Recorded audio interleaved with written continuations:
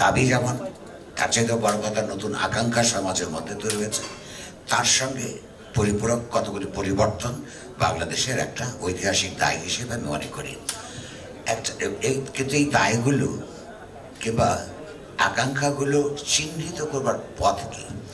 আমরা যদি এই সময়টাকে একটা নতুন জাগ্রত আকাঙ্ক্ষার সঙ্গে তুলনা করে পরিবর্তন করতে চাই বা সংস্কার আনতে চাই, তাহলে এইটা কিভাবে আমরা নির্ণয় করব?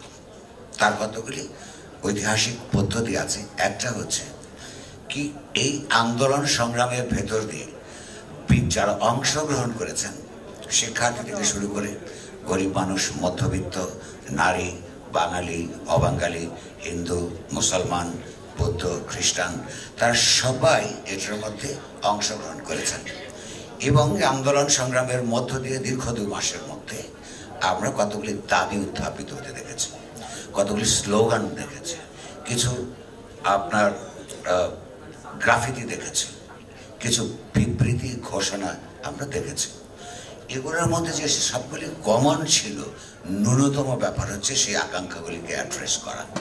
ধরুন, একটা যারা ছাত্র আন্দোলনের যারা ছিলেন, শিক্ষার্থী আন্দোলনের নেতারা, আমরা যারা নেতৃত্ব দিয়েছেন, তারা পরিষ্কারভাবে বলেছেন যে আমরা একটা ফ্যাসিবাদী সরকার এবং ব্যবস্থার বিরুদ্ধে লড়াই করছি, এবং এই লড়াইয়ের মধ্য দিয়ে শত শত মানুষ মৃত্যুবরণ করেছে এবং ইতিমধ্যে আপনারা জানান কয়েক হাজার আহত হয়েছে, দৃষ্টি শক্তি হারিয়েছেন, জীবন, তার ফিজিক্যাল জীবন সারা জীবনের জন্য পঙ্গু হয়ে গেছে। তারা বলেছেন এই মৃত্যুগুলির মধ্য দিয়ে এই ফ্যাসিবাদী ব্যবস্থার যে রাজনৈতিক, অর্থনৈতিক, সাংস্কৃতিক উৎস, সেগুলো উচ্ছেদ করতে হবে। অর্থাৎ একটা গণতান্ত্রিক ব্যবস্থার জন্য যাতে আর এইরকম কোনো আন্দোলন, এইরকম ধরনের কোনো আত্মদান, এইরকম ধরনের রক্ত মৃত্যু যাতে না হয়, সেই ব্যবস্থা করতে হবে।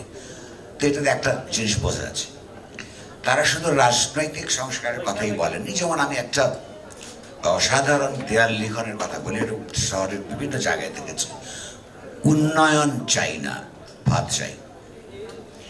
এইটা একটা রাষ্ট্রের তৎকালে বিদ্যমান বা এখনো যেটা কন্টিনিউ করছে, সেই রাষ্ট্রীয় অর্থনৈতিক ব্যবস্থার বিরুদ্ধে একটা অত্যন্ত গুরুত্বপূর্ণ গণতান্ত্রিক স্টেটমেন্ট। অর্থাৎ একটা সরকার কিংবা কোনো ব্যক্তি কিংবা কোনো গোষ্ঠী কিংবা এমনকি কোনো অর্থনীতিবিদ উন্নয়নের নামে যে লুটপাট তন্ত্র চালু হয়েছিল, সেইটাকে মানুষ, আন্দোলনকারী, আন্দোলনে যোগদানকারী, তার প্রতি সহানুভূতিশীল মানুষেরা পরিষ্কারভাবে শনাক্ত করতে পেরেছিলেন যে এই কথিত উন্নয়নের মধ্য দিয়ে সারা দেশের মানুষের মিনিমাম 3 বেলা খাওয়ার ব্যবস্থা তৈরি হয় না। সে ওই ধরনের উন্নয়ন চায় যে তার জীবনের মধ্যে, তার পরিবারের মধ্যে তার উন্নয়নের প্রতিফলন দেখতে পায়। নিরন্ন মানুষের থাকবে একদিক, অন্যদিকে উন্নয়নের স্লোগানের অন্তরালে লুটপাট চলবে, এটা মানুষ চায় না। কিংবা ধরুন, সে যখন বলে পাহাড়ে এবং সমতলে গণতন্ত্র চাই, তার মানে হচ্ছে আমাদের সমতলের বাঙালি অবাঙালি জনগোষ্ঠীর সঙ্গে পাহাড়ে বসবাসকারী বাঙালি অবাঙালি জনগোষ্ঠীর কতগুলো রাজনৈতিক, সাংস্কৃতিকভাবে পার্থক্য আছে এবং সামাজিক সম্পর্কের মধ্যে, রাজনৈতিক, রাষ্ট্রীয় সম্পর্কের মধ্যে পার্থক্য আছে। এগুলো খুব স্বতন্ত্রভাবে মেধার সঙ্গে, নিষ্ঠার সঙ্গে লক্ষ্য করা দরকার। আচ্ছা, আমি প্রথমেই আসবো যে যদি একটা ফ্যাসিবাদী ব্যবস্থার বিরুদ্ধে একটা গণতান্ত্রিক ব্যবস্থার আকাঙ্ক্ষাকে আমরা মর্যাদা দেই, তাহলে যে সংবিধানের যে সংস্কারের কথা উঠেছে, সেটা তো 1 নম্বরের কাজ তৈরি হয়। কেন? বাংলাদেশে যে সংবিধান এই মুহূর্তে বিদ্যমান আছে, তা অন্তর্গতভাবে অগণতান্ত্রিক। আমি বরাবর এটাকে লিখেছি, 15-16 বছর আগে লেখা আমার বই আছে, যে কেবলমাত্র নির্বাচন হলেই আপনার গণতন্ত্র হয় না, যদিও নির্বাচন ছাড়া গণতন্ত্রের প্রথম পদক্ষেপও দেওয়া যায় না। ফলে এটার মধ্যে একটা ডায়ালেকট্রিক্যাল রিলেশনশিপ আছে, সেটা আমরা কীভাবে নিষ্পন্ন করব, একটা ভিন্ন আলোচনা।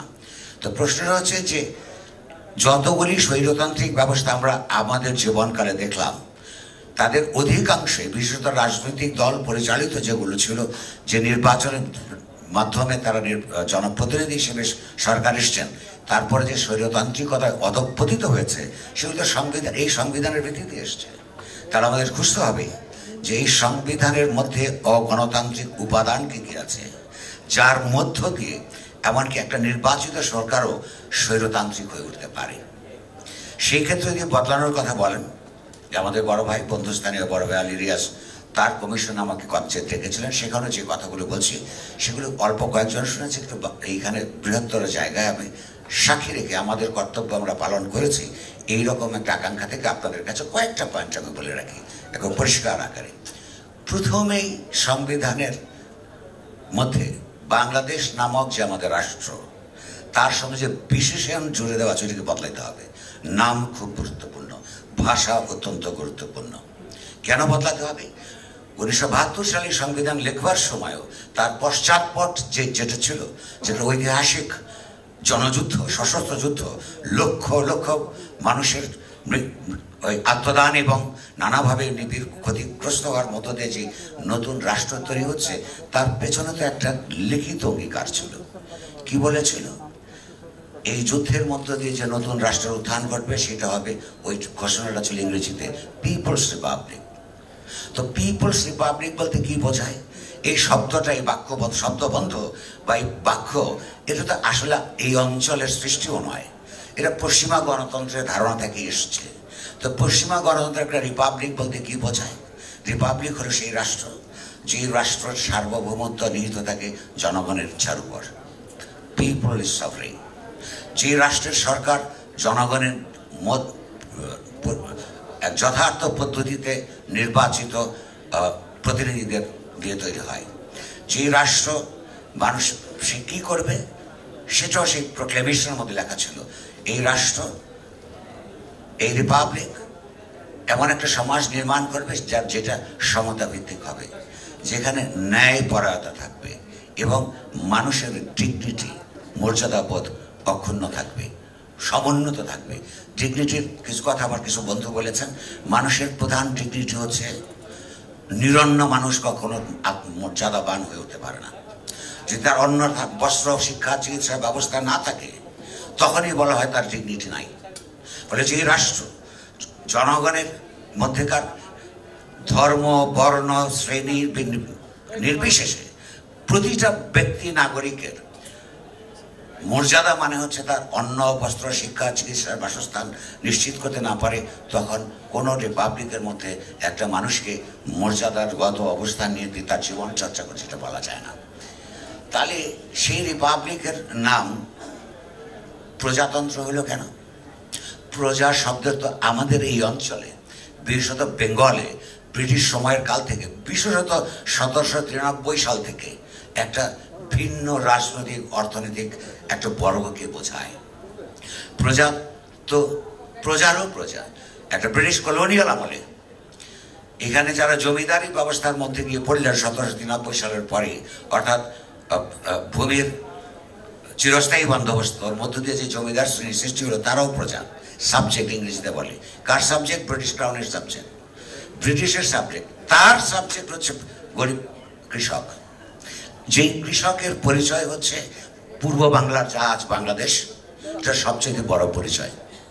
পশ্চিম বাংলার বাবুরা যারা আপনার চিরস্থায়ী বন্দোবস্তের অধীনে সবচেয়ে বেশি লাভবান হয়েছেন, ব্রিটিশ কলোনিয়ালিজমের যারা দালালি করেছেন, 71 পরবর্তী ভাষায় রাজাকারি করেছেন, তাদের বিরুদ্ধে এবং ব্রিটিশ সরকারের বিরুদ্ধে, উপনিবেশবাদের বিরুদ্ধে সবচেয়ে বড় সংগ্রামগুলি পূর্ব বাংলায় হয়েছে। নানান কৃষক আন্দোলন নানান ফর্মে এখানে হয়েছে, এবং সেখানে শুধু মুসলমান কৃষকরা আন্দোলন করেন নাই, গরিব হিন্দু যারা ছিলেন। লক্ষ্য করবেন, আমাদের এক মাওলানা সাহেব রাইটলি বলেছেন, 47-এর ইতিহাসটাও আমাদের মনে রাখার দরকার আছে।